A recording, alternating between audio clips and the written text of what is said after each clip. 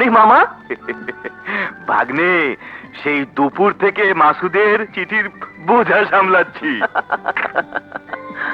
মামা জলদি তুমি খামটা খোলো, খোলো।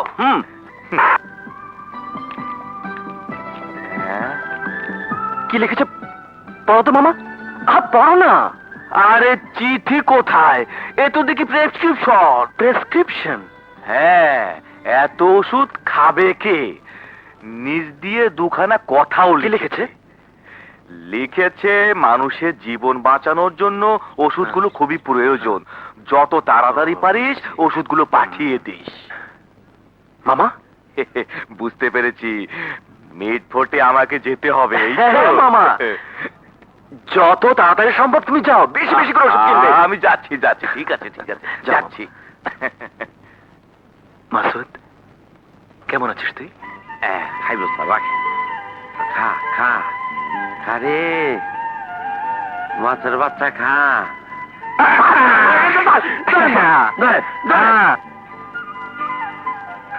একটার পরে তো স্যার আর।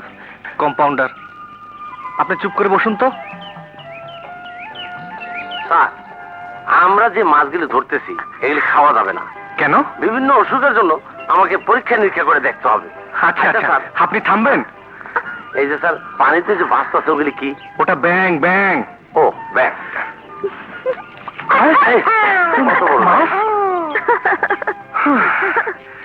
এত কষ্ট করে মাছটা ধরলাম, ছেড়ে দিলেন কেন? সেদিন এত কষ্ট করে ঝন্টু আপনাকে ডাকতে গেল, এলেন না কেন? আমার কাজ ছিল। কি এমন কাজ করা হয় জানতে পারি কি?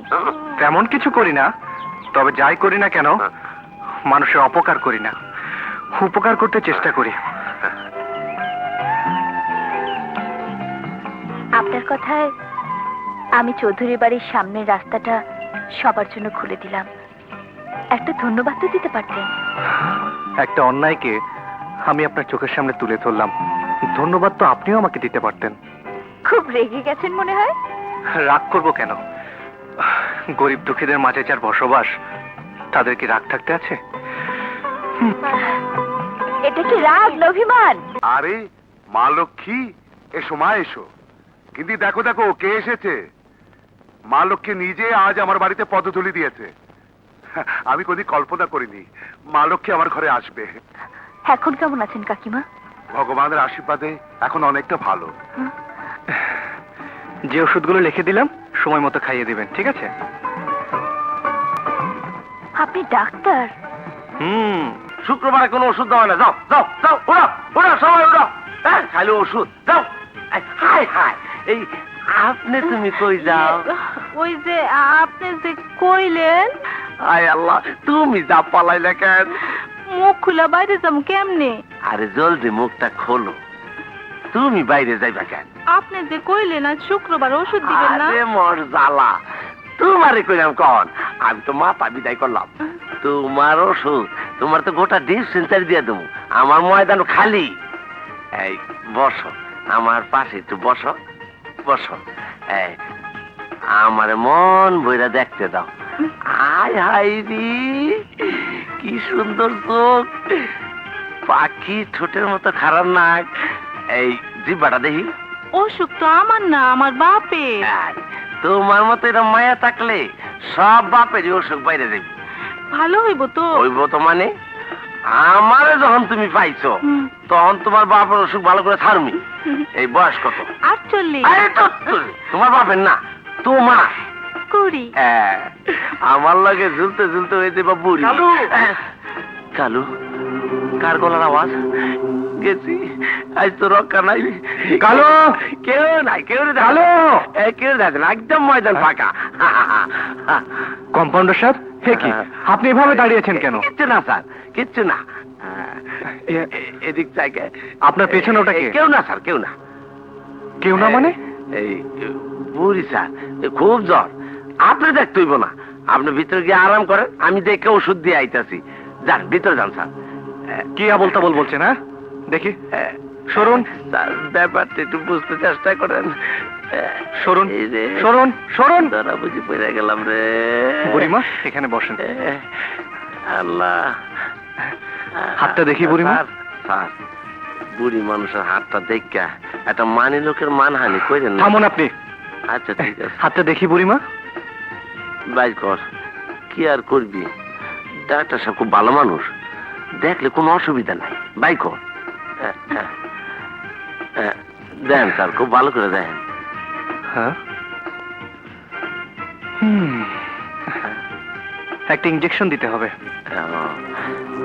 দেখ স্যার, কত ভালো ডাক্তার, দেখেই বুঝে ফেলেছে তোর কত জ্বর। তুই চাই আমি ইঞ্জেকশন নিতে পারুম না। আর কি শুইব না শোনা, শিখুন একটা শুই।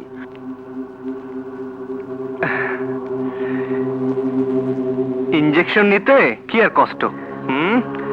দেখি হাতটা। কোনো কষ্ট নাই, দাও হাতটা বাই করে দাও। দাও দাও, লাল স্যার নেন নেন। দেখি। স্যার হাতটা ভুল করতেছেন স্যার। না না, আমি ঠিক হাতেই দিচ্ছি। সত্য স্যার। হ্যাঁ সত্য সত্য। স্যার মাফ করে দেওয়া যায় না স্যার? কোনো মাফ নেই স্যার, আল্লাহর কাছে মাপ চাইলে মাপ পাওয়া যায় স্যার। এত বড় ঘোড়ার জিনিস আমার ইঞ্জেকশন দিয়ে না স্যার। ভয় কি? এটা কোনো কষ্ট না। এই তো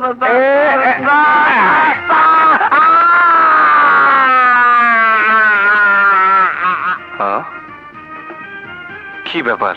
হাতে ব্যান্ডেজ, মাথায় আইস প্যাক, কি হয়েছে আপনার? জ্বর জ্বর স্যার, সকালে গোড়া সুইটে ঢুকাই দিলেন, মনে নাই? 106 ডিগ্রি জ্বর। এই জ্বর নামাইতে মাথায় আইস ব্যাগ দিছি। ও এই দেন, ঠান্ডা না স্যার, আর ব্যথা কমানোর লাইগা নিজের পয়সা দিয়া 10 লবণ কিনা চেক দিতেছি। আপনি তো বেশ মজার লোক। তা বিয়েটি করেছেন? কি বিয়া? আপনি থাকতে আমার বিয়া? আরে না না না, আপনার যখন খুশি আপনি বিয়ে করবেন, আমি ছুটি দিয়ে দেব। দেন শৈলে কেমন গাম দিতে, আমি যাই স্যার। এই আরে দাঁড়ান দাঁড়ান দাঁড়ান, আপনার সাথে একটু গল্প করি। তা কতদিন এই গ্রামে আছেন? স্যার যে কি কয় কিচ্ছু বুঝি না, আমি তো এই গ্রামেরই পোলা। আচ্ছা, আপনাদের চৌধুরী সাহেব কেমন লোক? এই কার কথা কইলেন স্যার? চৌধুরী সাহেব এই খুব ভালো লোক স্যার, উনার মতো মানুষই হয় না। এই 3-4 বছর হলো বিছানায় পড়া, হাঁটা চলাফেরা করতে পারে না। ওনার মেয়েটা কেমন? জি স্যার, আমার জ্বরটা মনে হয় বাইরে যাইতেছে স্যার। এমন সুন্দর মায়া আশেপাশে একটাও নাই। হাসলে কেমন লাগে? মাফ করে দেন স্যার, মাফ করে দেন, আমি আর কিচ্ছু কইতে পারব না, আমি পলাই। স্যার এই আপনি গাড়টা ফিরে দেখ গেলেন, গেলাম। কম্পাউন্ডার,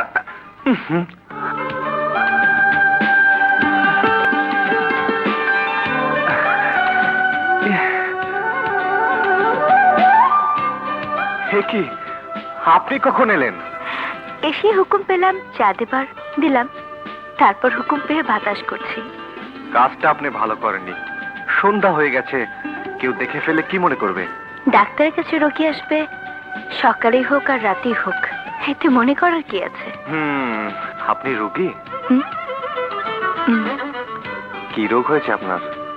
ডাক্তারের কাছে রোগী আসবে, ডাক্তারই তাকে বলে দেবে কি রোগ হয়েছে। বলুন না আমার কি হয়েছে? ডাক্তার সাহেব, ডাক্তার সাহেব, মনে হয় কোনো রোগী। আপনি বসুন, আমি দেখছি। আসসালামু আলাইকুম। ওয়ালাইকুম আসসালাম। কি ব্যাপার লতিফ মিয়া? ডাক্তার সাহেব, আমার মেয়েকে ওরা পাঠিয়ে দিয়েছে। বলো কি? ওরা যৌতুক হিসাবে একটা সাইকেল চেয়েছিল, আপনার কথা মতো সময় চেয়ে নিয়েছিলাম। ভেবেছিলাম ফসল উঠলে সাইকেল কিনে দেব, কিন্তু ওরা অতদিন অপেক্ষা করতে পারবে না ডাক্তার সাহেব। বলে পাঠিয়েছে 1 সপ্তাহের মধ্যে না দিলে ওরা আমার মেয়ের নামে তালাকনামা পাঠিয়ে দেবে ডাক্তার সাহেব। এসব আপনি কি বলছেন? এখন আমি কি করব ডাক্তার সাহেব? 3-4 হাজার টাকার নিচে কোনো সাইকেল পাওয়া যায় না। এত টাকা এখন আমি কোথায় পাবো ডাক্তার সাহেব? তুমি কোনো চিন্তা করো না লতিফ মিয়া, একটা না একটা ব্যবস্থা আমি করেই ফেলবো। যত কষ্টই হোক টাকা আমি জোগাড় করবোই। ডাক্তার সাহেব, ডাক্তার সাহেব, আপনি আপনি মানুষ না ডাক্তার সাহেব, আপনি ফেরেশতা। ছি, এমন কথা বলতে নেই। যাও, বাসায় গিয়ে বিশ্রাম নাও। আসি, আসসালামু আলাইকুম। ওয়ালাইকুম আসসালাম। হ্যাঁ, আমি যে ভেতরে অপেক্ষা করছি সে কথা মনে আছে? মনে থাকবে না কেন? কি ভাবছেন? না, তেমন কিছু না। ইয়ে, রাত অনেক হয়েছে, চলুন আপনাকে পৌঁছে দিয়ে আসি।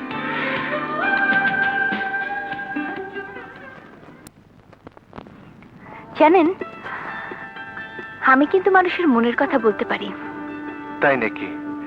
বলুন তো আমার মনের কথা। আপনি কাউকে কথা দিয়ে এখন ভাবছেন এতগুলো টাকা এই কয়দিনের মধ্যে কেমন করে জোগাড় করি, তাই না?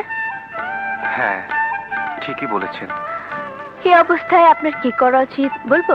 কি করা উচিত?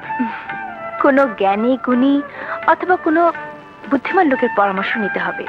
এই যেমন আমি। তাই নাকি? শুনি তাহলে আপনার পরামর্শ। আমি বলি কি, কারো কাছ থেকে টাকা ধার নিন।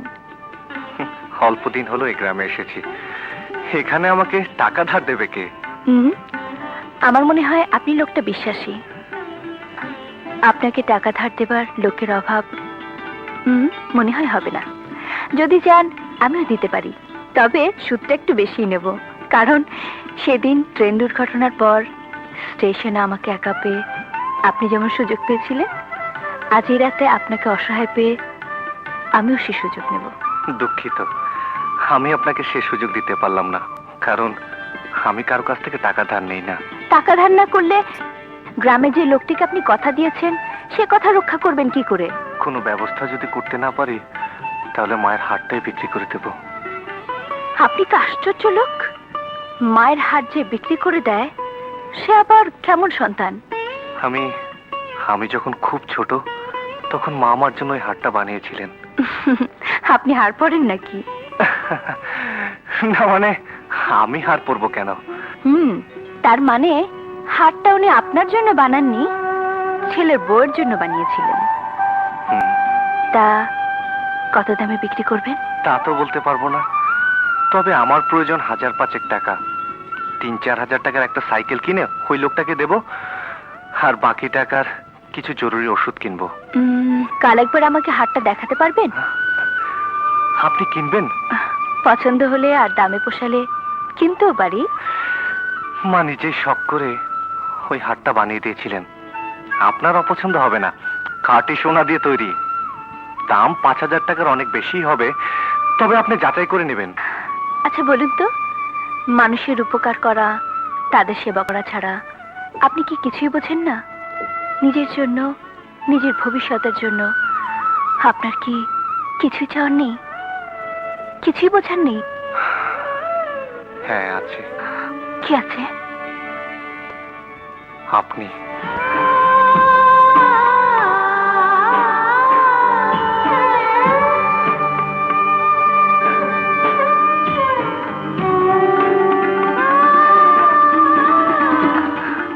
কাল হাটটা নিয়ে আসবেন কিন্তু।